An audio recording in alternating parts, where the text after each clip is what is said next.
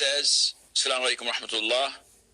I understand that celebrating the new year or even making a special dua or prayer is forbidden. Does that mean making a new year resolution is also forbidden? The essence of this story is that in Islam, we are only allowed to celebrate two festivals, two Eids. This is the Eid of al-Fitr and Eid al-Adha. These are the two events that Muslims are allowed to celebrate.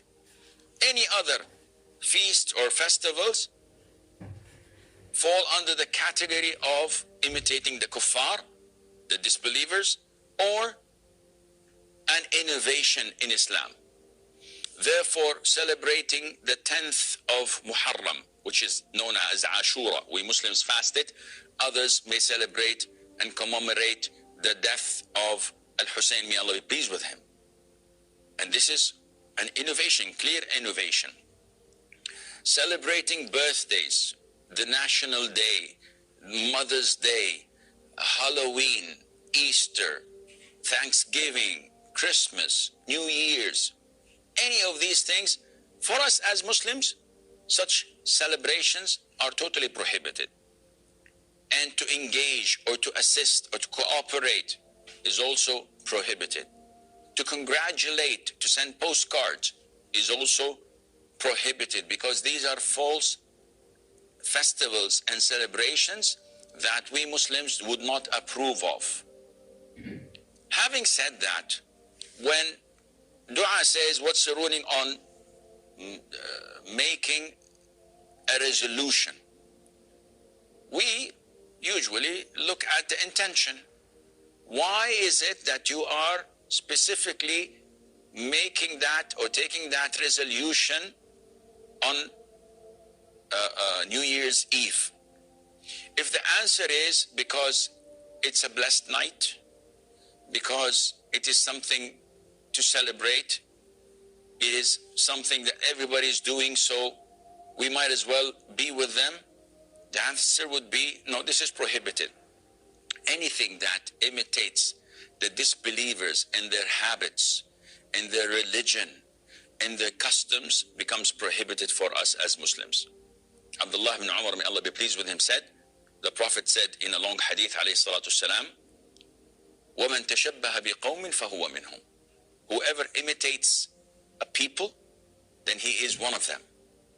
Now one would say, as usual, those keyboard knights or those who just argue without any knowledge, and we feel sorry for them, but nevertheless we have to cater for their ignorance.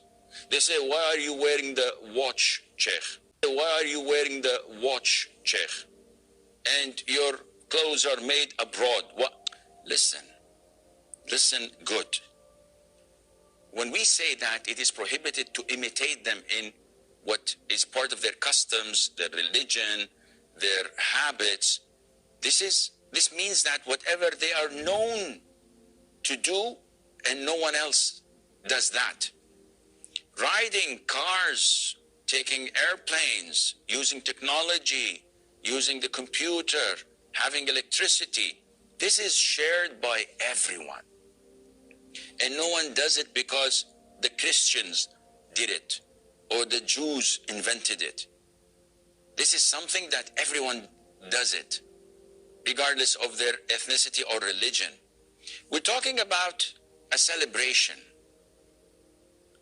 whether it's Christmas or Hanukkah or whatever they may call these feasts and celebrations, and the Muslims are like monkeys. They do whatever they see people doing. They imitate them. Celebrating Christmas. I've been to some of the Muslim countries recently in the past couple of weeks, and I was shocked. Like a country that has 90 million almost of Muslims and maybe 4 or 5 Christians, but you enter the hotels and the shopping malls, and you see and find Christmas trees, like 3 weeks or 4 weeks before even Christmas is due. This is preposterous. This is outrageous. Never ever you would go to Washington or to London or to Paris and you'd find them celebrating Eid al-Fitr or slaughtering sheep on the 10th day of the Hijjah for Eid al-Adha and trying to share with the Muslims their festivals. This is never the case. And if someone tells you that George and his wife Jeanette and their sons David and Tracy were getting ready because tomorrow is Eid al-Adha and they went to the market and bought a big ram to slaughter it, and after offering Salatul Eid, they went and slaughtered it and they divided the meat into 3 sections and gave one as charity and one as gift, and they consumed the third. But then they were late for their church sermon, so they had to go because it was Sunday. Anyone who hears this said, this is crazy. George and Jeanette, Tracy and David, are they Muslims to celebrate Eid al-Hajj, or are they Christians to go and attend the sermon or the service at the church? This is exactly what's happening to the Muslims. You have Abdullah, Muhammad, Ali, Ahmad, and their wives Fatima, Khadija, Aisha, Safiya, Hafsa, Hajar. But they look as Muslims, yet they celebrate and pretend to be Christians. This cannot be in the religion of Islam, this kind of split identity. Dr. Jekyll, Mr. Hyde, this is unacceptable in Islam. The identity of a Muslim is crystal clear. Inside, outside is the same. That's why those who, let's say, are not Muslims, especially the politicians and the people of authority, they fight Islam. They don't want the Muslims in their countries to be real Muslims. They want to dilute them. They want them to be dissolved in the melting pot. So they preserve the name Ahmad or Muhammad. Muhammad, you may call him Mo, not Muhammad, because this is embarrassing for them. They call themselves Mo. And they may have these names, but they celebrate Christmas. They may go to parties. They may sit with people drinking intoxicants. They may even drink a toast. They're not heavy drinkers, but this is a social drink, a champagne or something, just for the occasion. So this kind of split personality is rooted through implementing their strategy over the past years. Most of the Muslim communities, most of the Muslim countries, without any exception, have been colonized mentally. When they watch on their national channels, let alone the satellite channels, when they watch wrestlings, movies, American Hollywood movies, soap operas, TV series, we used to get them in English. Now they are dubbed in Arabic. We have Mexican soap operas dubbed into Arabic, Turkish, now Korean. Tomorrow maybe they'll bring some from maybe Zimbabwe or from whatever. What is this? The Muslims have their own identity to preserve, to protect, not to dilute it and dissolve it as we see nowadays.